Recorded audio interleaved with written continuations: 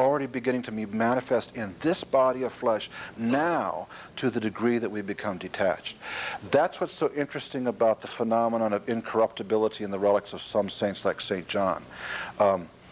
I haven't made a study of this, but I dare say that if you could make an in-depth study and a survey of this, you would find that those saints in which bodily incorruptibility is found are saints that were particularly known for detachment or dispassion, which then would would prove St. John of the Ladder correct, that dispassion is the beginning of the resurrection, because their bodies don't taste completely of death. Yes? A bit about holiness of individuals, and of course that's key. But I'm wondering about, are there any places in the Fathers or any saints prior that have spoken about holiness of institutions? In other words, is there kind of a holiness that could be about a family? Yes. Or about a school? Or about... Oh, that's a great question. Yeah. An industry? Right. It's a great question. We're so involved in these things, it's hard not to want to have a holy business. Right. Right. Well, in fact, we know from the scriptures that the family is by its very nature holy, already holy, because it's instituted by God. Even if the members of that family are not very holy themselves, it already has an objective holiness to it. The same is true for the church. The church is utterly holy and perfect without blemish, even though we, sinful people, are in the church. It's already perfected, the perfected bride of Christ. Even though we may not ourselves sometimes be very holy, we can still mediate that holiness to others. Now, that means, it seems to me, that it is possible for anything to be sanctified. In fact, one of the unique things about Orthodox Christian spirituality is that we believe, because of our incarnational theology and what we believe about the resurrection, we believe that everything, including rocks, are in the process of sanctification. We don't necessarily know exactly what all of that means, but we know that when Adam and Eve sinned and were expelled from the garden, all of creation fell with them. And we know from St. Paul that all creation is groaning for the awaited day. In old Russia, for example, and probably still again today, at the monasteries that were out in the forests and so forth, at Pascha, at Easter, after the Paschal services in the churches, the monks would then go out into the forests, and they would shout to the trees, "Christ is risen," and to the rivers and to the mountains, "Christ is risen," fulfilling what St. Paul said, that all of creation was groaning for this day, and the resurrection of everything began with the resurrection of Christ.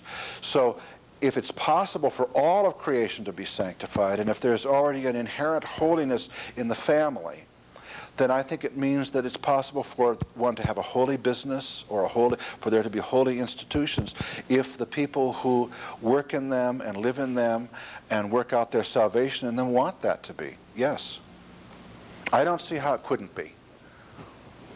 Yes, in the back.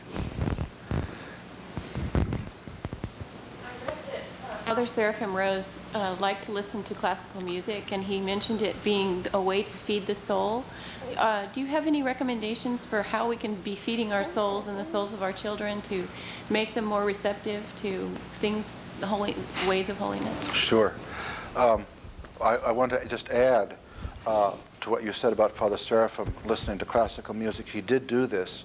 And he did do this for quite some time, even after he was a monk. But in the last couple of years of his life, he finally left that behind, not because he thought it was bad, but because it had done for him what it could do, and he was at a higher level of reality and contact with God, who is true beauty. And so ultimately he had no interest in it whatsoever at the end of his life. And he was not an old man when he died. He was only 48. So that's interesting that happened for him earlier in life than it might happen for any of us. But I think that if we begin with the idea that our children must always be surrounded by that which is beautiful and not subjected to that which is ugly, tawdry, cheap, and I'll say it frankly, that means that we have to exercise a great deal of control over television. Even with babies, such as the little one you have there, the television, unless it's something worthwhile, should not be on while that child is awake or in the room. even if that child is asleep, because children pick up things, we all pick up things subconsciously. There should be beautiful music. It doesn't have to be always classical music. There are other kinds of music that are beautiful, but it should be music that has beauty and harmony to it, not something that's loud and raucous or painful to the ears or whatever.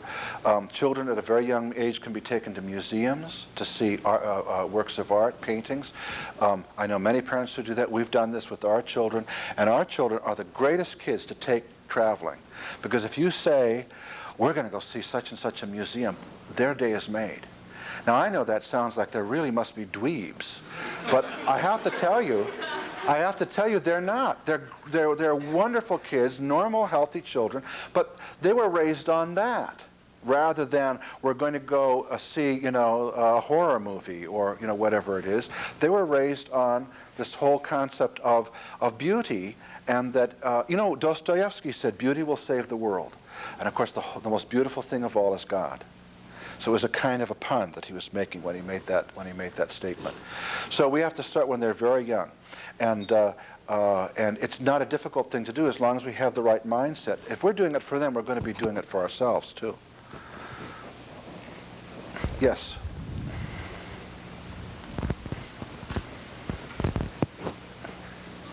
When discussing dispassion, is there not some passion involved when one is concerned about, for example, one's country?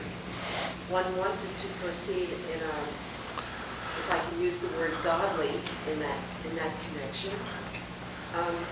It's hard today, but cannot one become impassioned, if you will, over good causes? Yes. Or over that which is godly, ultimately? Yes, and in fact, there is a kind of spiritual fervor, even, that we could call it, rather than just a passion.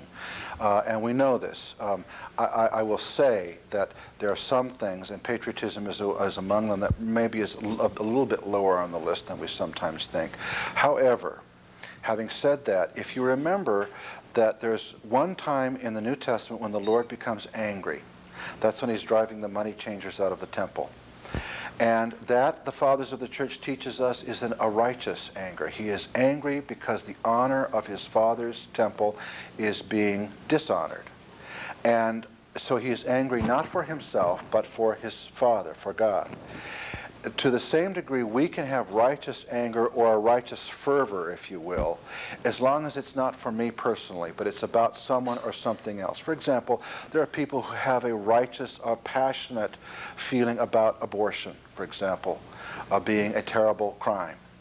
I dare say that is not probably very sinful at all. Because it's not for themselves, it's for the innocent. It's for those who can't protect themselves, that is, for babies. And there are many, many other things of that nature. But we have to be guided by the church in this regard. We mustn't be guided just by our own will or our own taste, but by the church. Those virtues, whether they're patriotic virtues or other kinds of virtues that the church herself has sanctioned by her own experience or in the lives of the saints, then those are things that we can also pursue. And otherwise, we need to be very careful, because there are false virtues that are presented to us sometimes in life too. And those false virtues can be even about, you know how people can get into arguments about politics. And sometimes some things that happen in politics aren't particularly either virtuous or unvirtuous. They're just passionate, So I don't know if that answers your question, but we must be guided by the church. And when there is a righteous passion or a righteous anger that we can use sometimes. Yes? Follow up to that question about passions and righteous anger.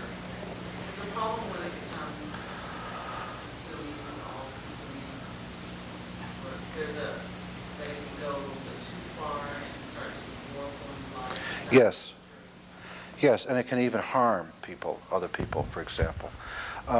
This is very difficult. We have to have an orthodox conscience, a Christian conscience that also sort of joins with the church guiding us, that keeps us informed about these things. For example, there were people who in our culture and society gave their lives for the civil rights movement. I don't think the church would ever condemn that. This was a very noble thing, a very good thing. I know there are people who are willing to give their lives even over the whole question of abortion and so forth. But if that would also harm other people, or their own families, so they would then be unable to take care of their own families or be there for their own families, then it would be a questionable thing. Then it would have perhaps crossed a line where it became obsessive. It's an individual thing, sort of case by case, and we have to have a conscience. We have to be directed by or informed by the church's leadership. Yes? I have a follow-up to that. My question is, what do you think about politics in the case of having a vote? Right. How does, being Orthodox, Right. Okay. Well, I am not probably a very good person to answer this because I happen to be fascinated by politics, so and it is a passion with me, and it's not a righteous one. Gracious. All I can tell you what my spiritual father said. My spiritual father was very detached from politics, but he voted. And so he informed himself to the degree that was necessary to make an intelligent choices about voting, whether it was propositions or candidates or whatever. But other than that, he did not feel it was necessary to spend a lot of time. He didn't watch anything didn't watch television at all. He didn't listen to the radio. He read a national news magazine a week, and that was a way in which he got some additional information. And other than that, he felt it was better to have a little bit of distance, not get too involved, but to be informed so that you could make intelligent choices. But the church, the church has the way to salvation. The church does not pretend to have the solution to all of man's temporal problems. The church does not exist in order to solve economic problems or things of that nature. The church has worked under many different kinds of political systems. Some of them have been very favorable to the church. Some have been very antithetical to the church and her well-being. The church has been able to work with and survive all of those. So that teaches us that we have to have a certain detachment from the spirit of the times. We have to do that which is right. We are citizens. We should vote. We should be aware of what we're voting for. But the church, as you know, doesn't make pronouncements about various propositions. I mean, I know you've had some controversial ones here in California. We've heard about them in Denver. And we've had some out in Colorado that you've heard about. And the church, with regard to a lot of these things, where it isn't obviously something that can be informed by the scriptures and the commandments, the church says make up your own mind. But no, we shouldn't be so drawn into it the way some people, like I sometimes am, that I know everything there is to know about a particular political issue. And I ask myself, of what possible benefit is this to me? It's of none. So don't imitate me. Don't do as I do. Do as I say. Any other questions? Yes. If emotions are temporary, emotions and the imagination, then why did God give them to us? Right. Well, he didn't give them to us as they are now. That's something that we created in our disobedience to God in our first parents. These are things that became separated out from our whole spiritual nature, which was united so very completely to God in the Garden of Eden. And when we fell out of that state of union with his perfection and his energies and his powers and his grace and so forth, all these other things began to become empowered, as I said. Imagination became energized or empowered somehow. We had separated ourselves from God, so we began creating other gods, other things to serve and to worship, other kinds of images, imaging, imagination. So God didn't give them to us. We created them ourselves, and we therefore can, with God's help, undo the damage that we did. And the perfect model for this, as I said before, but we'll talk about in more detail tomorrow, is the Mother of God herself and what she was able to do in her own life, which we know a great deal about. In fact, there is a wonderful book, which is the life of the Blessed Virgin Mary the Theotokos. Why are you smiling? Oh, okay. Yes, any other questions? One more question. Yes. I don't really have a question. I just wondered if you would write the name of that French author. Yes. Yes. Right. 13 years in the Russian court, and the author was the tutor Pierre I believe it's Gillard. Giard. Well, if there are no other questions, then we will end. Yes, one other. Rather simple question. The book you just mentioned about the life of Mother God. Yes.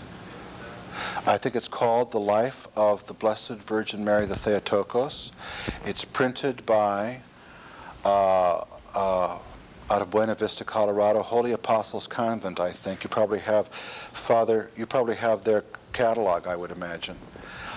It's a huge book, and it's a compendium of all kinds of information gathered from early Christian sources, the fathers and so forth, and put together so it's a narrative of the life of the Mother of God from the time of her birth and her parents Joachim and Anna until her death. It's really a wonderful contribution to Christian literature. A lot of people assume we just don't know very much, just a very few things, and that's just simply not true. It's a whole body of tradition that's been handed down to us. So I know Father can get it for the bookstore for you. All right, let us pray. Since we're speaking of the Mother of God, more honorable than the cherubim and beyond compare more glorious than the seraphim, thee who without corruption gave us birth to God the Word, the very Theotokos, thee do we magnify. May God bless you. We'll see you all tomorrow.